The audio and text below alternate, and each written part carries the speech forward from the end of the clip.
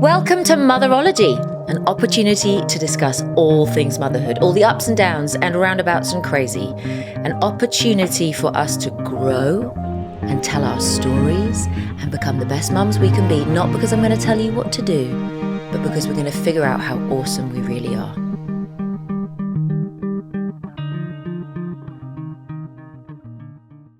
So song number 2, Sleep Deeply, is a lullaby I wrote for my son Caleb when he was having a nightmare.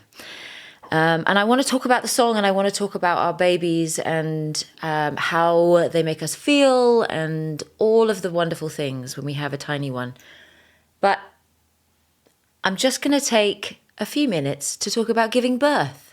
Because, in the first song we're talking about marriage and meeting and falling in love and all the beautiful things and having a baby and our particular story about getting, hearing whether we should have a baby when we did and all of those kind of things. But with this song, I'm just going to take the opportunity to talk about birth. If that makes you uncomfortable, I'm not sorry. If that makes you excited, good for you. I have mostly only ever heard horror stories. It seems that when you announce you're pregnant, a lot of women take it as permission to go through how awful their births were with a newly pregnant woman. Just got to say, please don't ever do that again to anyone ever in the history of the world. Don't do it. It's so demoralizing for a newly pregnant woman to only hear horror stories where you think it's an opportunity to share all your pain. Share your pain. Do it. Please. We must share our pain, but not with someone who's just got pregnant. So my first pregnancy, in fact, if I'm honest, and feel free to hate me, I had great pregnancies. All of them were great. I got pregnant pretty easily. I wasn't very sick. I only had morning sickness if I didn't kind of eat something early in the morning, and I wasn't rushing around. If I wasn't rushing around, I was fine. If I was rushing around, I felt sick. I got very travel sick whenever I was pregnant. I did throw up a lot on airplanes, on every takeoff and every landing. And there was a few journeys we took to various African nations while pregnant, which take 4 flights. So that was fun. 13 weeks pregnant with 2 little kids, just desperate to throw up everywhere. It was an experience. Apologies if I did throw up on anyone. But mostly I had really good pregnancies. I played a lot of field hockey as a kid, and I did a lot of dance. So I think having an incredibly strong core from those exercises and generally being very, very active as a kid helped me in the pregnancies. I was also very young, but they were good. And I really wanted to have good births. I was determined to have good births. And so David and I, when I was pregnant with Asha, we went to a birthing class, the one just round the corner from our little flat that we had in Brighton on the south coast of England. And we walked in, and there's this lady who I think was a midwife. I'm not sure why she was a midwife. It wasn't her calling in life, that's for sure.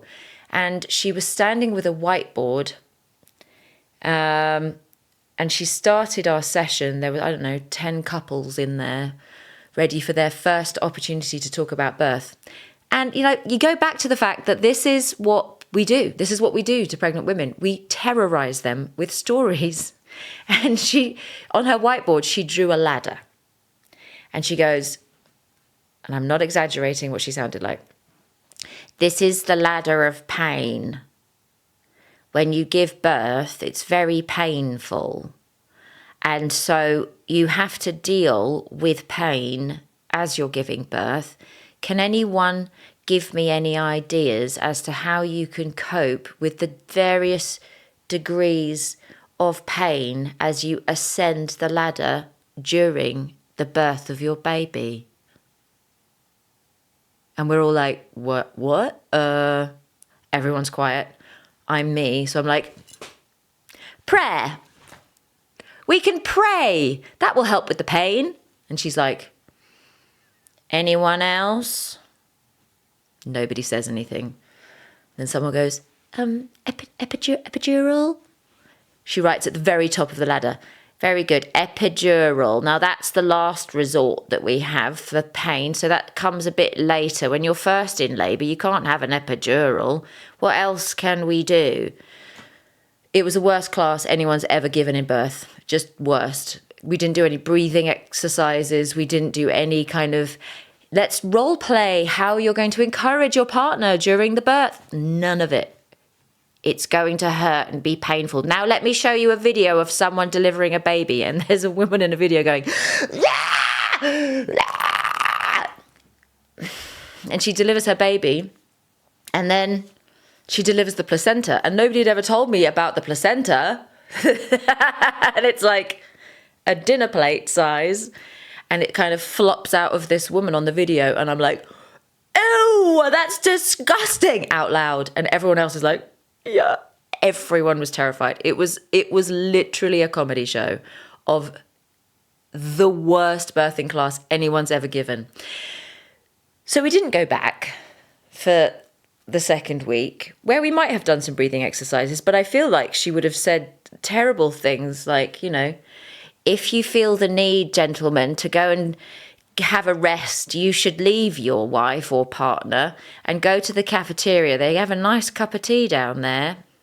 It was just terrible. So we looked for different birthing classes, and I found one at the hospital where we were going to give birth. And when I say we, I mean me. And there was a midwife there she was absolutely called to be a midwife. She was absolutely in the centre of her calling. She was incredible. And she gave a class about the beauty of birth. I wish I could remember her name. I wish I could honour her and tell you her name and hope that she's written books that everyone should buy. She had pictures of her own births around the room, blown up like this big, completely naked, holding her new baby with a big smile on her face, having jumped out the tub she'd had a water birth in. She was just grinning in all of the pictures. She was so happy while giving birth, after giving birth, all the things. She used herself as the example of how to have a good birth. She talked about the physical processes of what's happening with every contraction and why you have pain associated with it. But if you know what the pain is, you don't need to be afraid of it. And fear makes the pain so much worse. So work with your body through the contractions to help your body do everything it needs to do to be able to bring the baby out. Brilliant, absolutely brilliant. And she took away all the fear. She took away all the stigma. She made everything open and honest. You could ask anything. She did all the breathing stuff. She did the role playing of like how to massage your partner's back, like the lower back massage. Game changer. And so she was the one that really set me on the right path. I also read some books. One of them was called Supernatural Childbirth, which I recommend, but it's perhaps a little too much for people because there are people that will read it and then feel a failure if they didn't have a completely pain-free birth. I didn't feel like a failure. I had great births. First one was 42 hours long, but it wasn't particularly painful. I had contractions every 3 minutes for 42 hours. That boy was coming, but he was coming at his own pace and slowly.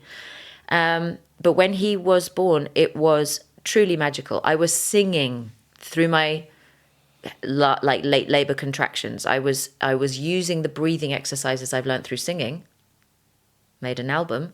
Then I could literally sing through some of the contractions. And I had other midwives on duty coming to the door going, "Oi, come and look at this one. She's singing." Literally. And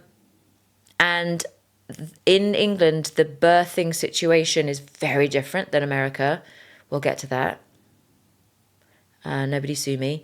And I had only midwives attending me, no gynecologists, no other nurses, midwives whose only job is to deliver babies. That's it. That's all they do. They are the absolute experts.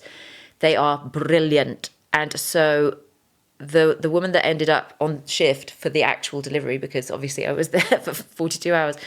Well, I wasn't there. I was back and forth from home every now and then, them needing to check me and stuff. Anyway, finally for delivery, there's a lady there underneath me like a car mechanic to catch the baby because I wanted to squat. And I had so much strength in me. David was sitting in a chair. He's holding onto the arms of the chair.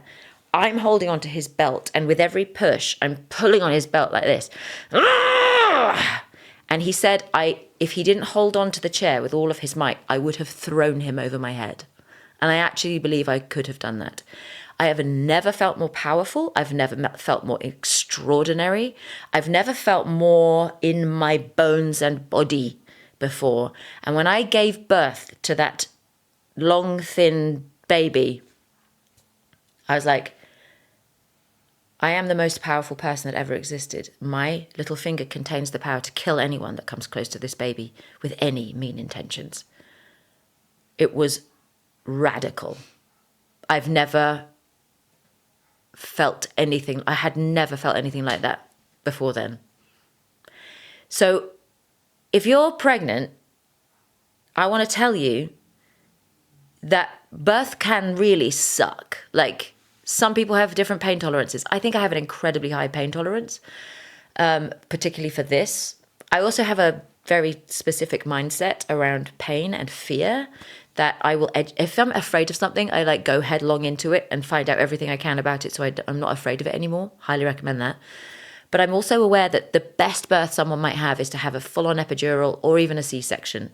Elective cesarean might be the way for you, but to know that in birthing the child, however you choose to do it, and whatever is best for you and your baby, I really hope you feel that power. I really hope you feel the energy of, not only did I grow this human, somehow this child has come out of me and into the world.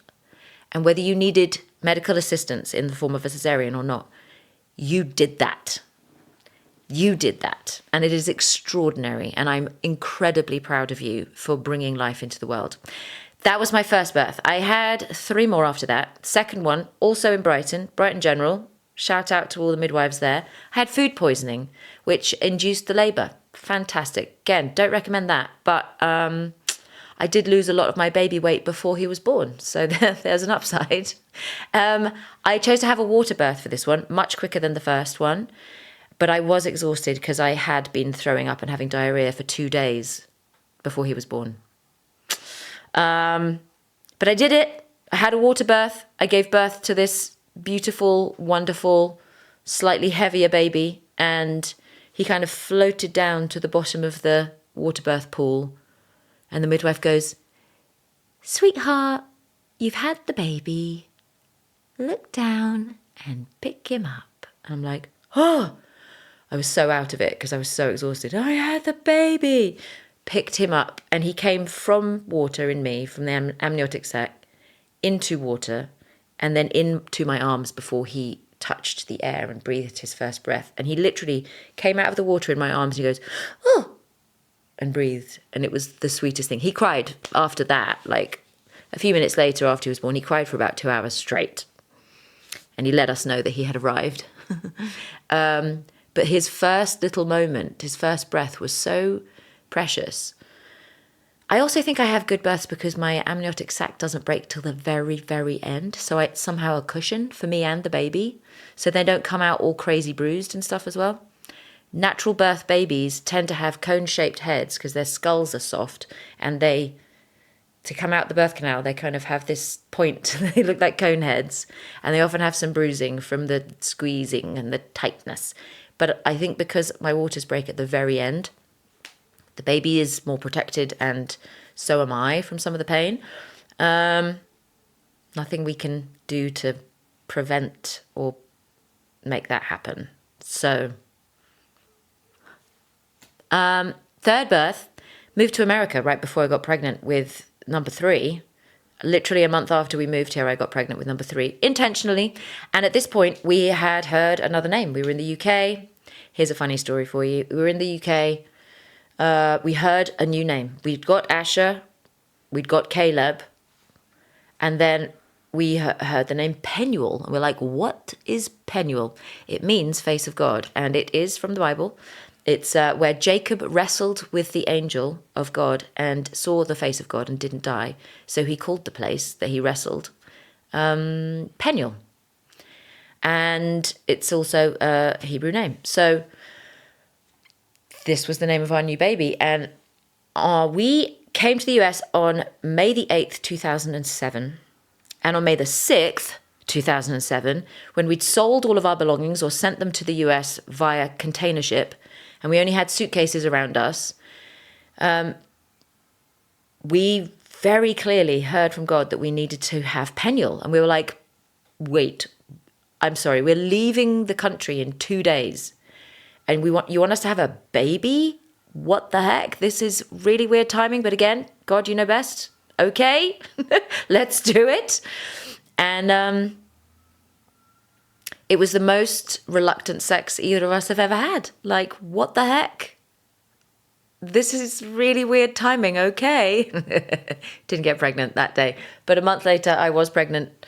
We had Peniel 10 months after we moved to America, having finished building a house 2 weeks before he was born. In fact, it wasn't finished. It was finished enough to move into. I came home from hospital with him to a concrete truck filling in our driveway. So I couldn't actually drive right up to the house. Anyway, I thought giving birth in America would be like giving birth in England. It's not. No midwives. Unless you go to a birthing centre or have a home birth. In hospitals in America, it's labour and delivery nurses, which is very similar in a way, but they're not trained from the very beginning as midwives. They're trained in all nursing and then specialise for the end there. And we had health insurance. In the UK, you don't need that. Everything's free. Thank you, NHS. We know you're going through it, but thank you. And we come here and we've got health insurance. It's very expensive. We can barely afford it. We've just moved to a new country. And I'm in labour having contractions. I didn't get to the hospital till about 11:30 at night. And he was born at about 3 a.m. It was very quick in comparison to the first one. He was overdue. And he was my biggest baby. Fastest delivery, biggest baby. Anyway, they're asking my insurance details and consent for all kinds of things while I'm having contractions. I'll be in the middle of a contraction and they're filling out forms and asking me questions. I'm like, can you just wait 1 second? First 2 births in hospital, squatting for 1, water birth for the second. In an American hospital, you're strapped to the bed with monitors and stuff. I'm like, I'm good. I don't need drugs. I don't want drugs. I have pain, low pain for the births. I've done this a couple times. They're like, well, you'll probably want an epidural at the end of it. I'm like, no, I won't. I don't want anything. Well, we should give you this anyway. No, I don't want it. I really don't. I like giving birth naturally. It's something I enjoy. And they still put an IV thing ready for when they're going to give me the epidural, which with an insurance company makes the hospital more money. Didn't like that. Hated this thing in my hand. Wanted to walk around in between contractions, get my hips moving, help the baby get lower, help all the contractions move my cervix over the baby's head. All of the things I knew were going to be happening. They lay me flat on a table so your hips are like this. And as you give birth, your hips expand, your pelvis expands with the contractions to let the baby out. You have a hormone that's released to make you elastic, literally, so that your bones can move to let the baby out. And I'm lying on my back, and it hurts so much more. Contractions are so much more painful when you're on your back. I don't want to be on my back, but they wouldn't let me stand up, and I didn't fight hard enough. Anyway, I literally went, God, I can't do this. This is not a fun birth. This is not good for me. It's not good for the baby. Please just get this baby out. And he goes, don't worry, I've got you. The labour and delivery nurses are telling me, don't push. I was telling them I need to push. Don't push. You're not 10 centimetres dilated. Now the cervix goes from 0, completely closed cervix, to 10 centimetres across diameter. And so that the baby can come out. And it's like a turtleneck. It kind of slowly opens over the baby. The baby's not causing any pain. It is opening up over the baby's head. And how they check you for how wide your cervix is a midwife or a labour and delivery nurse or a gynecologist will place 2 fingers inside you and spread them apart to see how wide your cervix is. It's the peace sign. This is the Mother Award. If you've had a baby and anyone has done that to you, you deserve one of these. This is my mum, Oscar. I'd like to thank my children. And they were telling me I wasn't fully dilated, that I had not reached the point where I was ready to push. I was like, I'm sorry, are you inside my body? Do you know what I'm feeling? I'm definitely, no, you're going to tear. If you do that, you're going to tear. I had had 2 births, no tearing. I'm very stretchy. And I was like, ladies, I'm going to push this baby out. This is happening. You better get ready. I know what's going on here. I am definitely 10 centimeters dilated.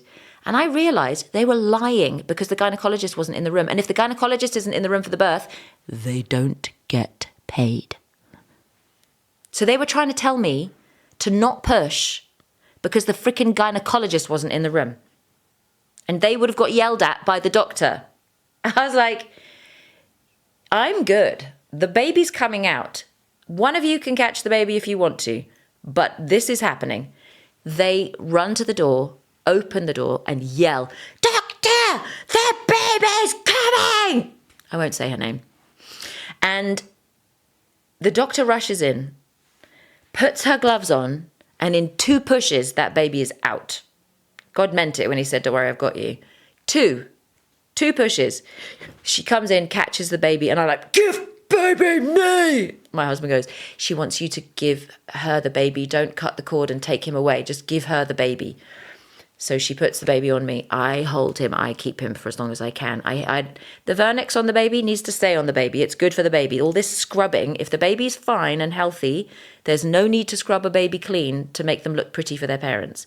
Give me my babies, covered in bloods and guts. I don't care.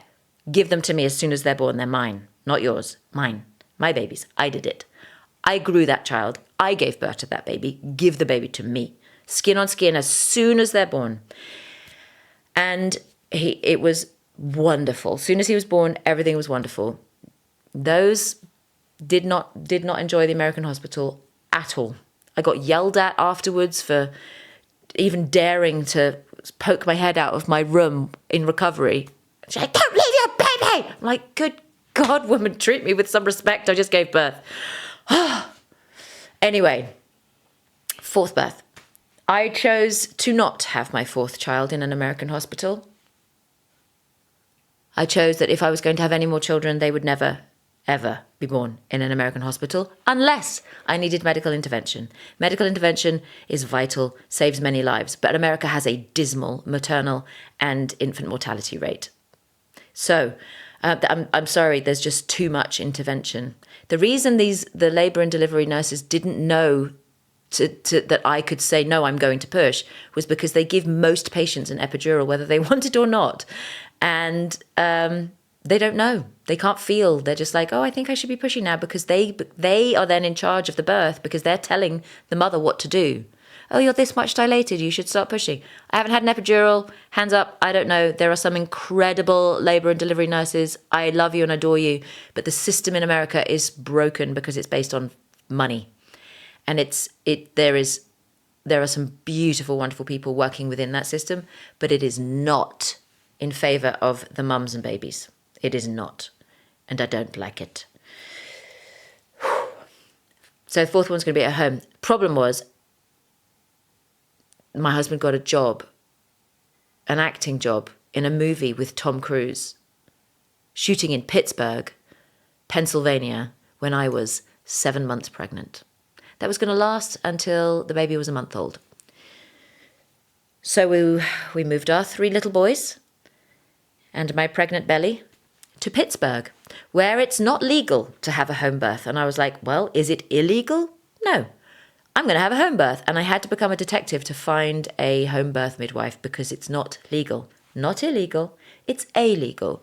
But you can't be properly insured and covered, and you can't advertise your services. So I literally had to trawl Facebook and call birthing centres and do all kinds of things to find out where I could find this midwife. And I did. She's called Ellen. She's retired now. I'm really sorry if you're looking for a home birth midwife in the Pittsburgh area. She lives in Arizona now.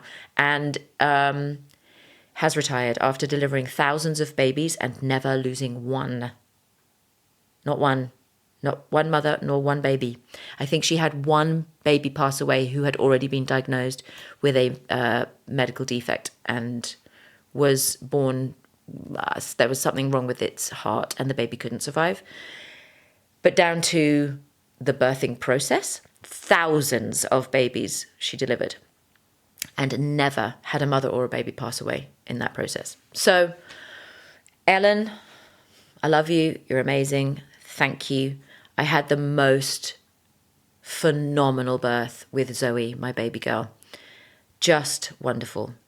There's not much more to say about that other than I am grateful for all the midwives that do the most wonderful job, for all the labour and delivery nurses and gynecologists that really care about the mothers and the babies more than they care about themselves and their schedule and their payments.